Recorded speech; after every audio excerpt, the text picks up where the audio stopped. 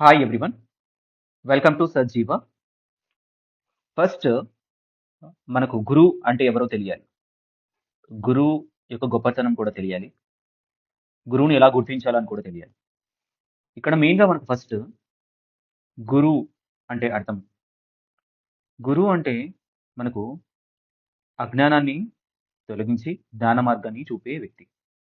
అయితే మనం ఎప్పుడైనా కూడా గురువును ఆశ్రయిస్తే మనకు ప్రాబ్లమ్స్ అనేవి చాలా తగ్గిపోతాయి.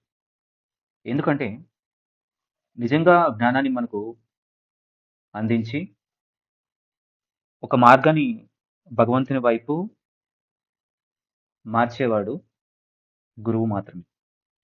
ఇక్కడ సంత్ కబీర్ దాస్ గురువు యొక్క గొప్పతనం గురించి ఏమి చెప్తారు అంటే, ఒకరోజు ఒక శిష్యుడు సంత్ కబీర్ దాస్ దగ్గరికి వెళ్లి, నిజమైన గురువుని ఎలా గుర్తించాలి అని అడుగుతారనమాట. అయితే కబీర్ దాసు ఒక చిన్న పరీక్ష పెడతారు. ఏంటి అంటే, నువ్వు ఒక దీపం తీసుకొని ఊరంతా వెతుకు. అభిమానము, ఈర్ష్య, లోభం లేని ఒక వ్యక్తి కనుక్కుంటే అతడే నీకు నిజమైన గురువు అని చెప్పారనమాట. ఇక్కడ శిష్యుడు ఎంత వెతికినా కూడా ఊరంతా అలాంటి వ్యక్తిని కనుక్కోలేకపోతాడు. అంటే ప్రతి ఒక్కరిలో కూడా అభిమానం, ఈర్ష్య, లోభం అనేది ఉంటుందన్నమాట. లేని వ్యక్తి అంటే ఎలా తీసుకురావడం? సో, కాబట్టి తిరిగి మళ్ళీ శిష్యుడొచ్చి అక్కడ నిల్చుంటే కబీర్ దాస్ గారొచ్చి చిరునవ్వుతో అడుగుతారు. ఇలాంటి అరుదైన వ్యక్తి నిజమైన గురువు. సో, ఆయన నీకు మార్గం చూపించి భగవంతునికి చేరుకునే మార్గం చెప్తారు అని చెప్తారనమాట. సో, ఇది మనం గమనించుకోవాల్సి ఉంటుంది.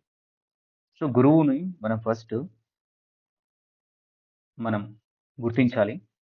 గురువు చెప్పినటువంటి బోధల్ని మనం పాటించాలి.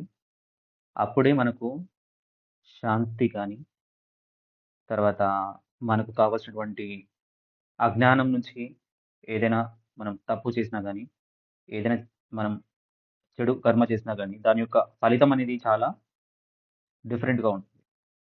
సో, మనకు ఆ వాటి నుంచి కూడా విముక్తి మనం ఎలా పొందాలి అనేది గురువు అనేది మనకు చెప్తారు అన్నమాట.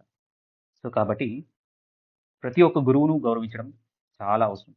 అయితే సజ్జీవ మెయిన్‌గా చెప్పేది ఏంటి అంటే, మనకు ఆత్మజ్ఞానం గురించి నేర్పే ప్రతి ఒక్క గురువుని మనం గౌరవించాలి. అయితే ప్రతి ఒక్కరు ఒక గురువుని ఎంచుకోవడం అవసరం.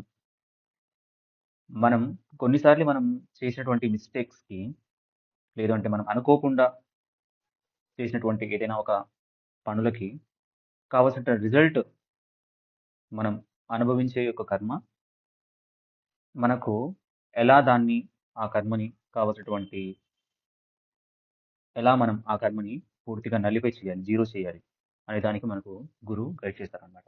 సో, కాబట్టి గురువును ఎంచుకోవడం చాలా అవసరం. సో, మరిన్ని వీడియోస్‌తో మళ్ళీ కలుసుకుందాం. ధన్యవాదాలు. శుభదినం.